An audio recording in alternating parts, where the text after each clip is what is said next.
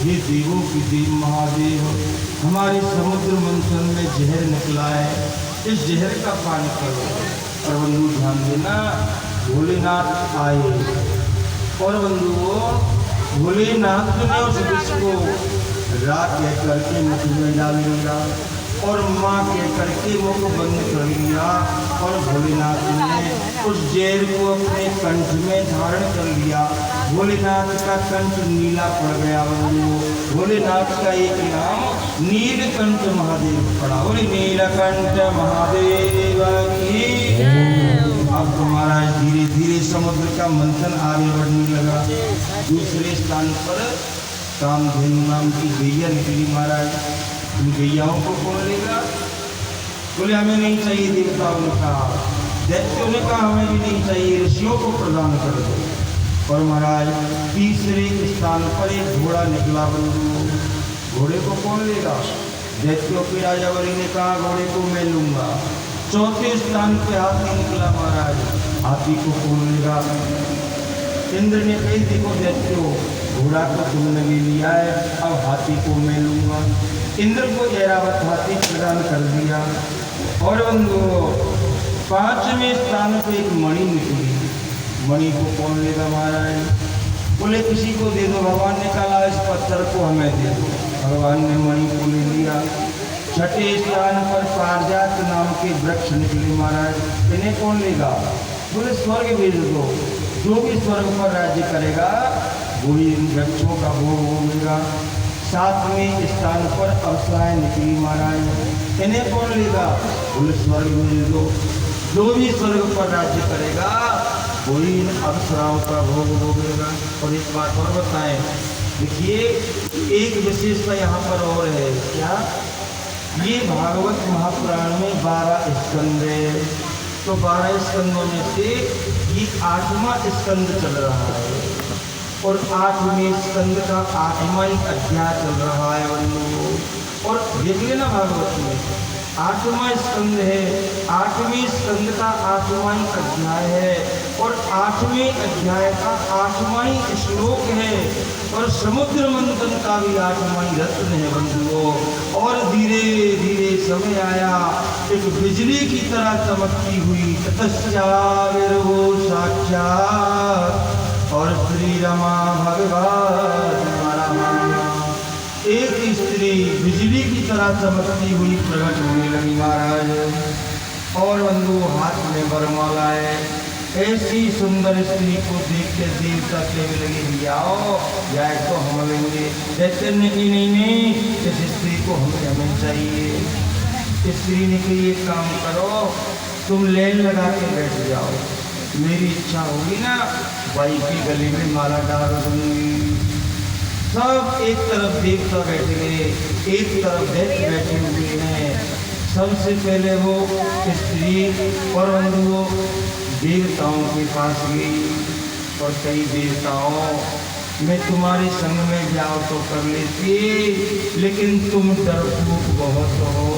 थोड़ा सा संकट आए दौड़ के नारायण के पास जाती हो, इसलिए मैं तुम्हारा संग विवाह नहीं कर सकती। जैसे नदी की अब तो हमारा मन मरे ये तैयार है महाराज। उस स्त्री ने कही दैत्यो मैं तुम्हारे संग में ब्याह तो जरूर कर लेती, पर तुम्हारा कोई पतो ना है कब प्रेम करो और कब गला दबा दो, इसलिए मैं तुम्हारे संग भी विवाह नहीं कर सकती हूँ। और वो धीरे धीरे एकांत में एक पीपल के पेड़ के नीचे भगवान नारायण बैठे हुए थे बंधुओं। और वो कोई साधारण स्त्री नहीं थी, श्री रमा भगवत परहा, वो साक्षात लक्ष्मी थी। धीरे धीरे पीपल के पेड़ के नीचे बैठे हुए नारायण के और गले में और बंधु माल्यार्पण कर दिया। बोली लक्ष्मी नारायण भगवान की। और बंधु भगवान नारायण का हृदय गदगद हो गया। लेकिन लक्ष्मी ने क्या कहा? लक्ष्मी ने कही बोले नारायण एक बात बताऊं, मेरे संग में तो आपने ब्याह कर लिया महाराज, लेकिन मेरी एक बहन और है। कौन है तेरी बहन? मेरी बहन है दरिद्रा। दरिद्रा के संग भी ब्याह करना पड़ेगा। भगवान ने कहा उसको ले आओ, दरिद्रा को भी ले आई। ऐसा करो दरिद्रा, मैं पीपल के पेड़ के नीचे बैठा हूँ, तुम चारों तरफ घेरा खा लो। दरिद्रा ने और पीपल के घेरा खाए बंधु। इसलिए कहते हैं ना कि पीपल को घर में नहीं लगाते हैं, क्योंकि दरिद्रा के संग विवाह हुआ। अब बंधुओं, दोनों पत्नी सामने खड़ी है, एक लक्ष्मी और एक दरिद्रा है। अब दोनों ने भगवान से एक बात कही, नारायण एक बात बताओ, हम दोनों में सुंदर कौन सी लगती है? क्या कहा?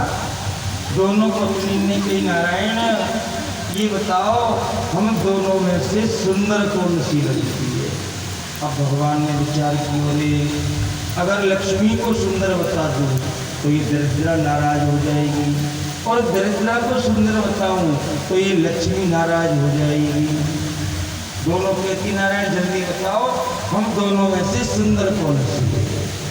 भगवान ने कहा एक काम करो, तुम दोनों ही चल करके दिखाओ। पहले लक्ष्मी उधर गई महाराज, फिर उधर से इधर आई, फिर दरिद्रा उधर गई महाराज, फिर उधर से इधर आई। अब बताओ नारायण, हम दोनों में से कौन सी सुंदर लगती है? भगवान ने कहा, लक्ष्मी तुम तो उधर से आती हुई अच्छी लगती हो, और दरिद्रा तुम पीछे से जाती हुई अच्छी लगती हो। भगवान ने दोनों को ही प्रसन्न कर दिया। आज बंधु धीरे धीरे समुद्र का मंथन और आगे बढ़ा।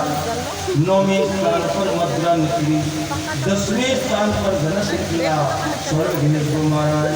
11वें स्थान पर और बंधु चंद्रमा निकला। एक बात बताएं, चंद्रमा से हम कहते हैं ना, चंदा मामा राम राम, ऐसे कहते हैं ना, क्यों? हमारा चंदा मामा कैसे लगा बंधु? तो रिश्तेदारी तो होगी नहीं से, क्यों कहते हैं? इसलिए कहते हैं कि लक्ष्मी का भी प्रागट्य समुद्र से हुआ है, और चंद्रमा का भी प्रागट्य समुद्र से हुआ है। तो दोनों बहन भाई है, तो लक्ष्मी अगर हमारी मैया है तो चंद्रमा को महाराज मामा ही जाओ या और बंधुओं 11वें स्थान पर शंख निकला महाराज, और 12वें स्थान पर और बंधुओं आसिफ नाम का एक बंधु शंख निकला। और ऐसा कहते हैं कि 13वें स्थान और 14वां स्थान ये दोनों एक साथ निकले। 13वें स्थान पर धन्वंतरी भगवान और अपने हाथ में अमृत का कलश लेकर के और प्रागट हुए। बोली धन्वंतरी भगवान की। और देवता और दैत्य अमृत के कलश को देख करके मारा, नहीं नहीं मैं पीऊंगा, पहले मैं पीऊंगा, पहले मैं पीऊंगा। और बंधुओं देवता और दैत्यों में झगड़ा होने लगा। अब तो महाराज घबराने लगे, तो क्या करना चाहिए?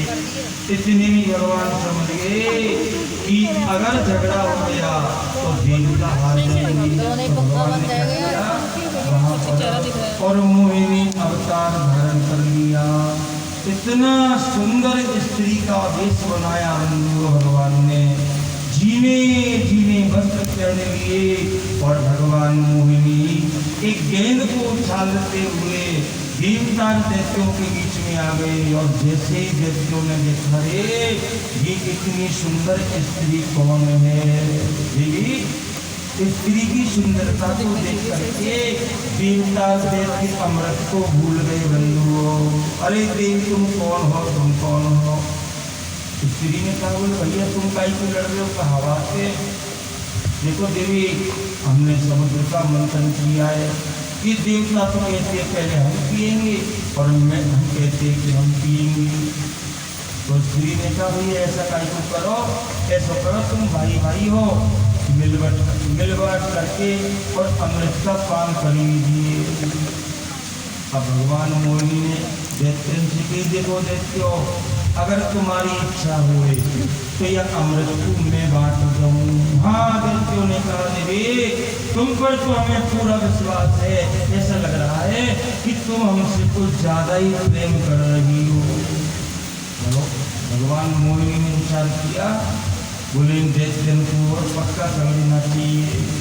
भगवान मोहिनी कहने लगी, अरे दैत्यो ऐसे किसी स्त्री पर विश्वास नहीं करना चाहिए।